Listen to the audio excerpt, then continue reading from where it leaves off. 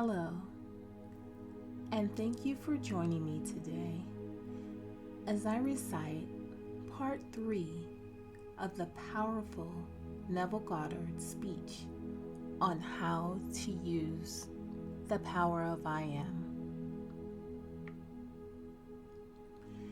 And eventually, you and I will awake, because God is one, not two. You and I are one. Without loss of identity, that's the one strangest mysteries in the world. Without loss of identity, we are one. I know that from my own personal experience, we are one, and yet I'm individualized, and you are individualized. And we attain forever and ever towards ever greater and greater individualization.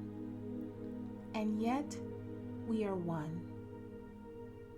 And I will bring that out to the best of my ability as we proceed with these series of excerpts. You will hear it. But tonight, if you are here for the first time and you want something practical, you will apply what I tell you. First, have an objective. You must have an objective. You can say, well, I don't know what I want. Well, all right, come back the next time and ask yourself, what would I like of life? Don't be ashamed to name it. What would I like of life? Well then, try to get some objective. Now prayer, as far as I'm concerned, is nothing more than the subjective appropriation of the objective hope. That is the way to success. I appropriate it subjectively. How do I appropriate a state subjectively? Well, suppose now, this very moment, I wanted a ball. An ordinary baseball. But there isn't a baseball in the room. All right, but I want one. I would actually assume that I'm holding a baseball in my hand until I could feel it. You think you can't feel it? Well, now try it. Try to feel what it would be like if you held a baseball. Now, to prove that you have held it, see what it feels like. The difference. Now a tennis ball. See any difference? All right, a golf ball. See any difference? A piece of silk. You feel any difference? If you can distinguish between these many objects, though they are subjective, then they must exist somewhere. If you can actually separate them in your mind's eye and distinguish between these objects, I can begin to feel, begin to sense, begin to smell a rose. Well, a rose doesn't have a smell. It doesn't actually have an odor or another flower. I can detect the rose. Now a lily, an Easter lily. I can detect that. But what does it do? Well, I'm going to get them. Someone will think of Neville and send him a flower. And it's going to be the flower that I'm actually going to feel and touch and smell. It works that way. Money has an odor. It's unlike any odor in the world. It's more fragrant to the miser than the most marvelous perfume in the world. He can tell it. You put a money bag to his face, and it's like putting roses to mine. He loves it. He can smell money. He can feel it. Money has a distinct feel about it. Put a $20 bill in your hand and ask you to feel it. Then put another piece of paper in your hand, and you can tell the difference. There is a difference. It is an odor to it. All this is part of the inner man, that all things are possible to him. Try it. Before you condemn it, try it. And if you have the evidence to support my claim, but then it doesn't matter what the world will tell you. If he laughs at you, so what? So they laughed at everyone who had an idea that seemed a little bit off-centered. Always laughed at him. They laughed at the idea of going to the moon. Well, now it's an accomplished fact.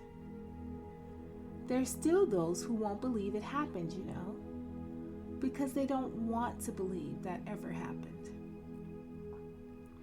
Those who said you can't go down and actually live underwater. Now we have a submarine. There are still those who won't believe it. You can present them with all the facts in the world, and they won't believe it.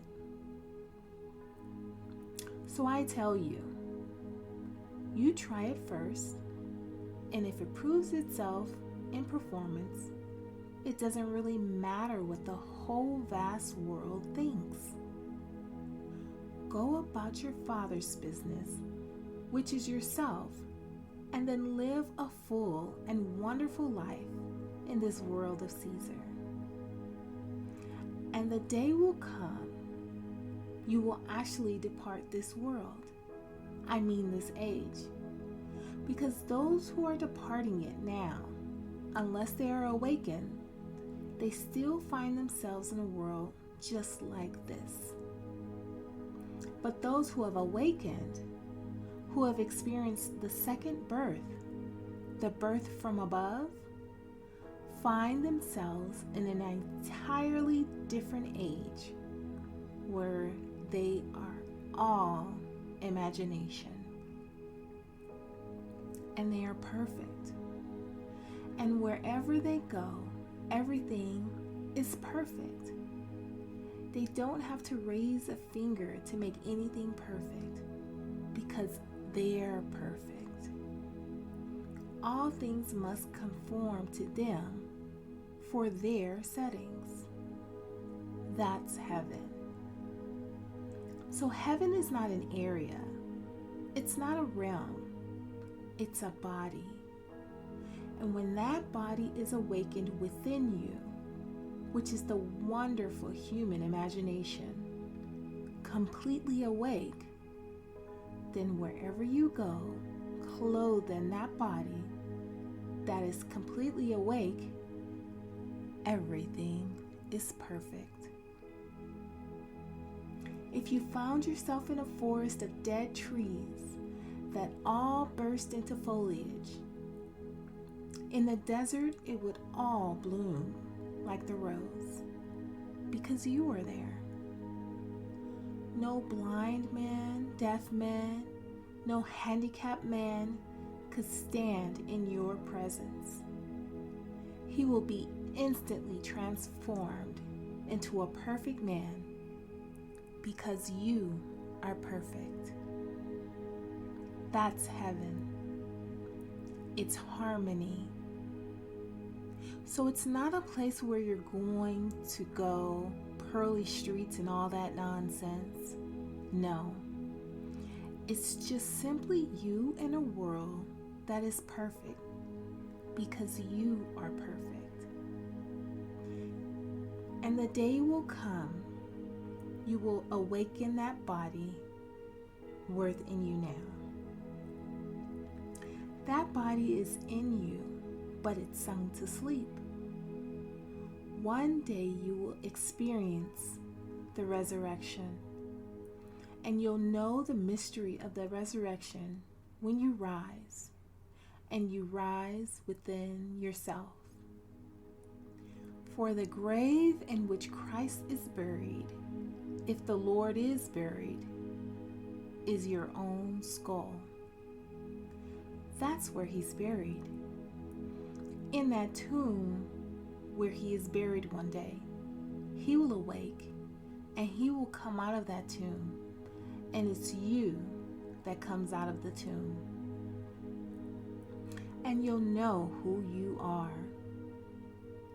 He is buried in every child in this world, this universal being, and yet one. Billions of us, and yet only one Lord.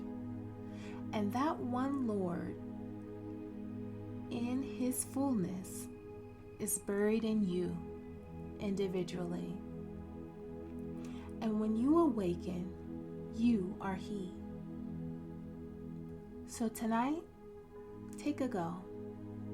Make it a lovely go, either for yourself or for another. For any time that you exercise your imagination lovingly on behalf of another, you're mediating God to that other. So bring a friend before your mind's eye, representing yourself as the man or woman that you would like them to be. And don't tell them.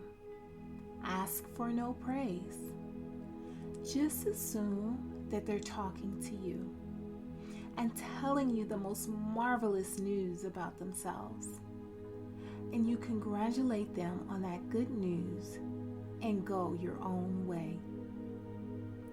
Believe in the reality of that imaginal act. It may happen tomorrow. It may happen the day after, or a week later, or a month later. It has its own appointed hour. And it is rising and it's growing to flower. So don't be concerned. Leave it alone and it will come to pass. So this is what I mean by feeling is the secret. I catch the mood, the feeling that would be mine if I were what I want to be. I don't ever touch something. I can if I want to, but it's the mood I'm speaking of. What would the feeling be like if she were well, if she were this? And then you catch it just as though it is true. You always go to the end, and the end is where you begin. We are always imagining ahead of our evidence. So go to the end until the end. And then dwell in that end, even though reason denies it and your senses deny it. You turn your back upon the doubters. That is, your senses and what reason dictates. That's the hell or devil or Satan in the world. That's the delta. So you turn your back about it. And then you walk as though things were as you want them to be. And living in that assumption, it slowly hardens into fact. Even though at the moment of assumption, it was denied by reason. An assumption, though false, if persisted in will, harden into fact. So you learn to assume and learn to persist in the assumption, and it will come to pass. Now let us go into silence, after which we will have questions.